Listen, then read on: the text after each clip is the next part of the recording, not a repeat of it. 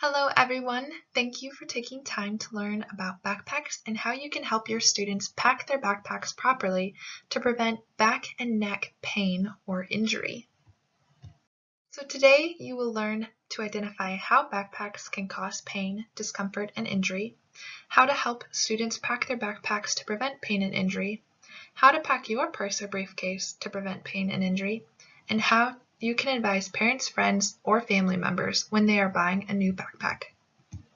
After carrying a backpack full of textbooks, pens, pencils, a computer, a charging cord, etc., have you ever noticed neck pain or pain in your lower back, tingling sensations in your arms or fingers? Have you ever seen red marks in your shoulders or felt stiffness in your muscles? If you have, you are definitely not alone. Research shows that backpacks greater than 10% of your body weight are associated with higher instances of back pain and back injuries. So if an individual is 150 pounds, a backpack that is greater than 15 pounds has been associated with increased risk of back pain and injury. So for the individual who is 150 pounds, we really want to ensure that their backpack is less than or equal to 15 pounds. Now, I will admit, I am guilty of lugging around tons of textbooks, a large computer, extra pens, pencils, and a full water bottle. However, with little extra planning, we can make our backpacks more ergonomically suited for our bodies. For an object to be considered ergonomic, it must be adapted or designed to minimize physical effort and discomfort, and hence maximize efficiency.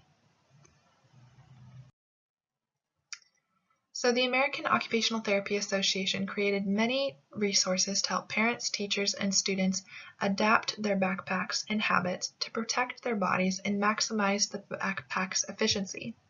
So we will jump into the 1, 2, 3s of wearing a backpack, which helps with packing a backpack, putting it on properly, and tells us what we can do to adjust it and carry it efficiently. So first, packing the backpack properly is imperative to overall backpack efficiency. Make sure that the items that are heaviest are closest to the back.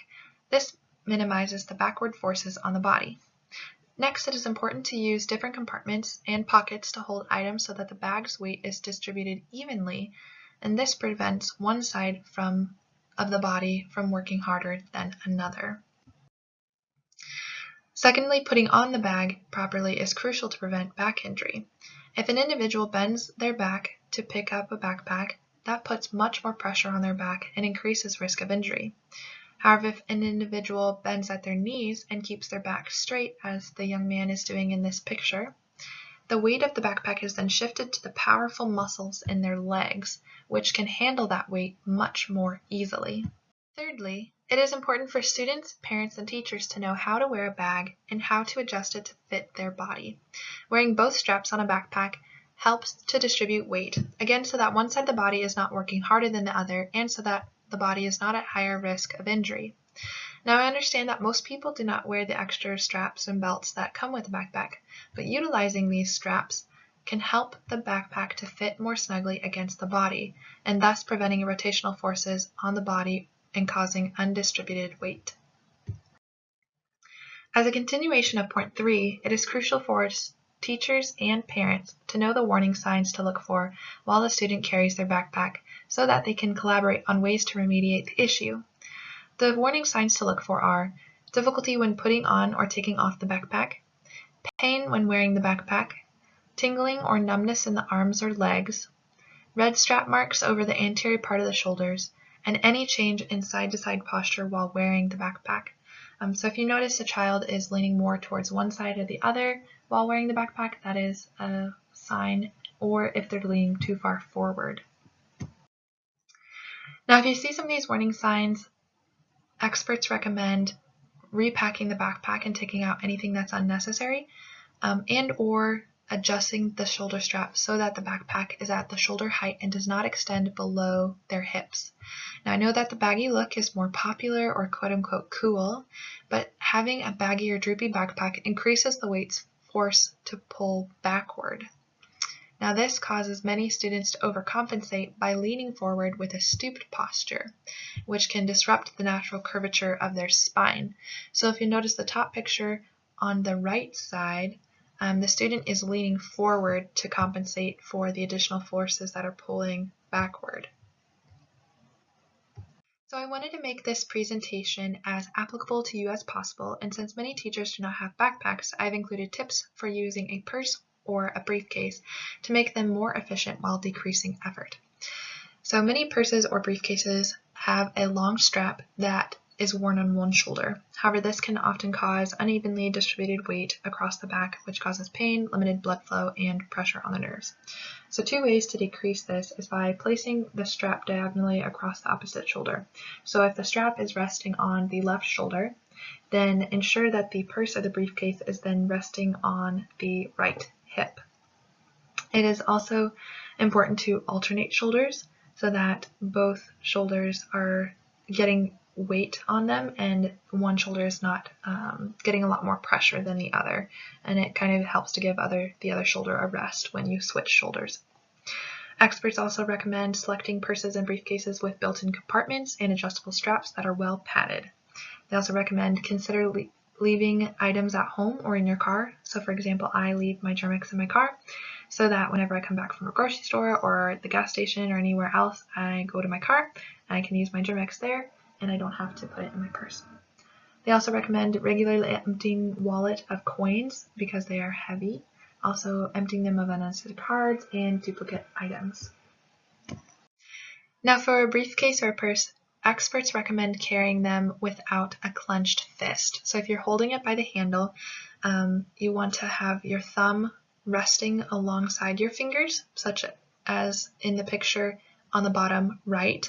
The individual doesn't have his thumb wrapped all the way around his fingers and he's not clenching it in a tight fist, because holding it in that tight fist can cause a lot of increased pressure in your joints, which then can cause pain and injury in the future. Experts also recommend buying a wheeled briefcase if possible, because it's a lot easier to carry and transport from one area to the other. They also recommend avoiding leather because it's heavier, but look for microfiber or nylon materials because they are lighter. Also consider resting the briefcase or the purse on a surface or on the floor while waiting in line. And then lastly, pack the heaviest items at the bottom because they're most likely to be closest to your body, which then decreases the amount of extra forces that are pulling toward the ground. Now here are some tips that you can pass along to parents when they are looking for new school supplies. You first want to look for the appropriate size of backpack. So the backpack should be in line with the shoulder blades and extend to waist level. You do not want it to go past the hips. With shoulder straps, you want to make sure that they're well padded and that there are 2 straps so that it balances the weight evenly. You also want to look for hip or chest belts to help distribute the weight and protect sensitive neck and shoulder muscles. And this also helps to improve balance for children who have some of those gross motor difficulties or just are a little bit more clumsy. Helping the backpack to rest securely on their back prevents them from falling over. And then lastly, make sure that you can return the backpack if it does not fit properly. Always check about the return policies, and if it truly doesn't fit, please take it back. Thank you for listening today, and I hope you have gathered some valuable information about backpacks and what you can do to make them minimize physical effort and discomfort while maximizing their efficiency.